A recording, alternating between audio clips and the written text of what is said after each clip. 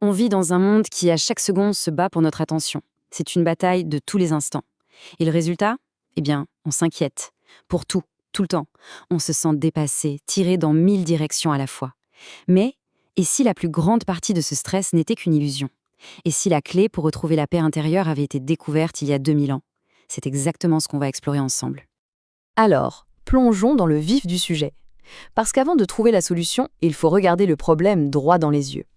D'où vient toute cette anxiété qui semble nous ronger au quotidien? Les sources sont nombreuses, et bien souvent, elles nous paraissent totalement insurmontables. On peut commencer par le plus évident, bien sûr, l'économie.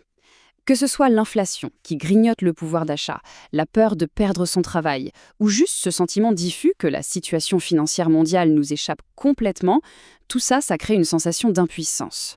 C'est une pression constante qui vient de l'extérieur. Ensuite, il y a la pression sociale. Ah, cette anxiété bien plus sournoise qui vient de notre besoin d'être validé. On se préoccupe de notre image, de ce que pensent nos collègues, nos amis, et même de parfaits inconnus sur les réseaux sociaux. C'est une quête sans fin et franchement épuisante.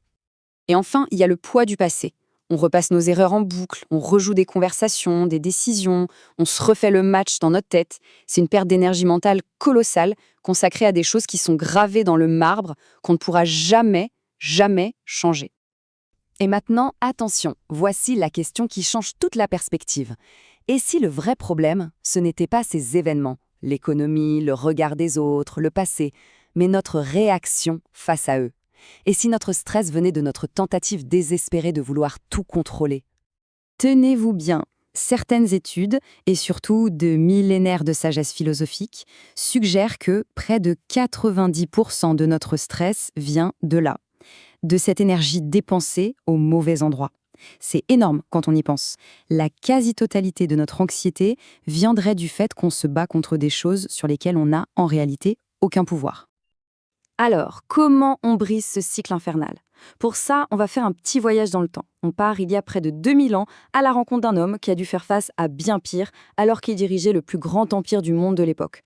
Cet homme, c'est Marc Aurèle, empereur de Rome au sommet de sa gloire. Mais imaginez le tableau.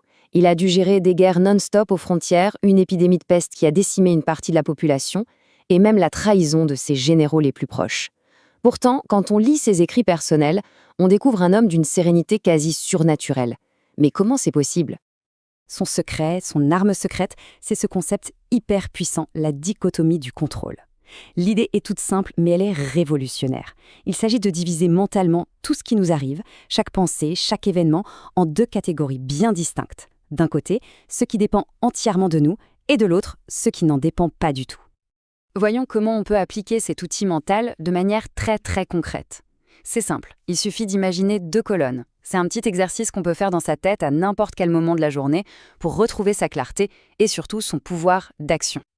Regardons d'un peu plus près. Dans la colonne A, on trouve notre royaume, nos pensées, nos actions, notre discipline, notre façon de réagir à un échec, c'est notre terrain de jeu.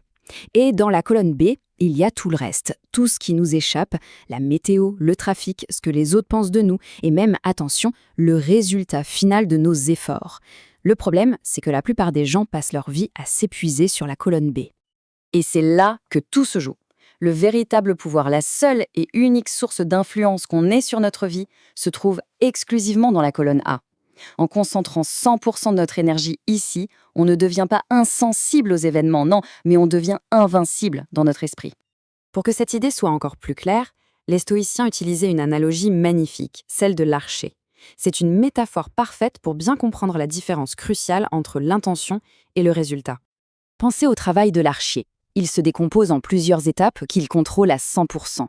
Il peut polir son arc, s'assurer qu'il est en parfait état. Il choisit la meilleure flèche de son carquois. Il prend tout son temps pour viser avec la plus grande précision possible. Mais une fois que la flèche a quitté la corde, son travail est terminé. Et voilà, la leçon est là, limpide. L'archer contrôle parfaitement son intention, sa préparation, son geste. Ça, c'est la colonne A. Mais le résultat final, toucher la cible, ça c'est soumis à des forces extérieures. Une rafale de vent imprévue, un oiseau qui passe. L'archer sage se concentre sur la perfection de son tir, pas sur l'impact de la flèche, parce que ça ne dépend plus de lui. Bon d'accord, tout ça c'est bien beau, mais au quotidien, concrètement, on fait comment? Comment on passe de la théorie philosophique à une pratique qui peut changer notre vie là, dès maintenant? Voici l'outil pratique, la question réflexe à avoir. Chaque fois qu'on sent le stress monter, la frustration ou la colère, on prend une seconde, on respire et on se pose cette simple question. Est-ce que j'ai un contrôle total et absolu sur cette situation? Dans 9 cas sur 10, la réponse honnête sera non. Et si la réponse est non, si ce qui nous angoisse appartient clairement à la colonne B, la réponse mentale à adopter est celle-ci.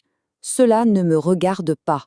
Attention, ce n'est pas de l'indifférence ou de la démission, c'est un acte de sagesse suprême. C'est choisir de protéger notre bien le plus précieux, notre tranquillité d'esprit. C'est une façon assez directe de formuler, mais elle est efficace. Le trafic, un commentaire méchant sur Internet, un projet qui échoue à cause de facteurs externes, toutes ces choses n'ont pas de conscience. Elles ne méritent absolument pas qu'on leur sacrifie notre sérénité. Notre job, il est simple. Travailler dur, agir avec intégrité, être une bonne personne. Tout le reste, c'est juste du bruit de fond.